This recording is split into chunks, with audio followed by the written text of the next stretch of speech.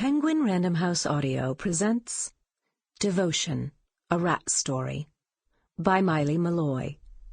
Read for you by Cassandra Campbell. That the yellow house was thrillingly affordable might have been a warning sign if Eleanor had known how to read it. But she'd been desperate. She was sharing a room with her 4-year-old daughter, Hattie, in her parents' house, and she had to get out. Her parents didn't want her to leave, but that was part of the problem. What her mother really wanted was to have Eleanor back inside her, along with Hattie, nested like matryoshka dolls. So when the neat bungalow came on the market, close to the school her daughter loved, Eleanor thought she'd made it up. A wish on a candle. The seller was a pixie-like blonde songwriter who was never there and was selling it as is. Another red flag. But Eleanor had never bought a house before, and the real estate broker had the air of an authoritative and impatient aunt, waiting for a decision. She tapped long nails on the steering wheel of her parked Lexus, while Eleanor gazed at the little house from the passenger seat. The sycamore in the yard had good roots, the broker said. "Won't someone outbid me?" Eleanor asked her. "It's too small for most people, and the seller thinks you're sweet. I think we can wrap this up if we do it now."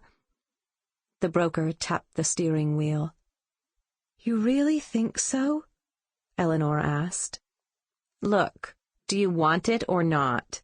You're getting manna from heaven in your price range. What do you want, a burger?"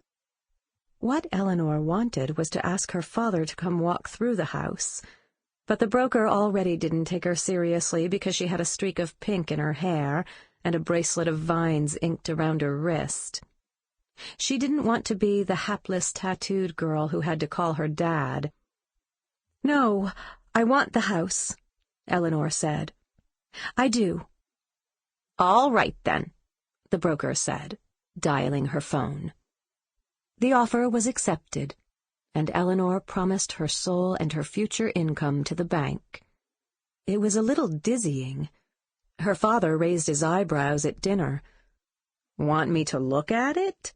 he asked. "When I've got it all set up," she said. "You've got an inspector?" her mother asked. "The broker does."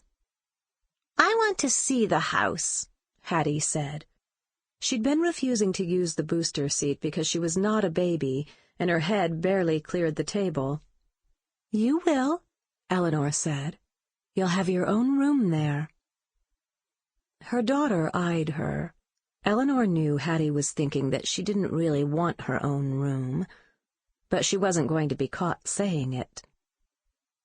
"How about a real estate lawyer?" her father asked. "It's a very straightforward transaction," Eleanor said. At that, her parents fell silent. It was fraught territory. They'd wanted her to get a lawyer when Hattie was born, too, but she'd refused. She had met, in her last year of art school, a boy as fierce in his independence as she was, and their friends had bet against the romance lasting 6 months. When she got pregnant, a broken condom, she discovered that she had complicated feelings about fate, about why the latex had broken, about that particular sperm and that particular egg. James had moved to Australia. Struggling for his art wasn't going to include taking care of a baby. He had no money, and sending lawyers after him would only have prolonged the pain.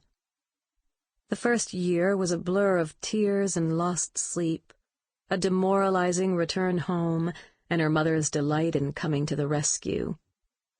People felt sorry for Eleanor and sent her design jobs, and she took anything that was offered, staying up late after Hattie went to bed.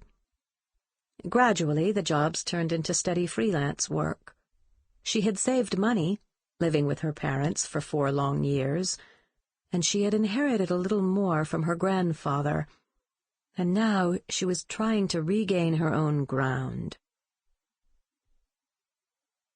It really was a straightforward Sample complete. Ready to continue?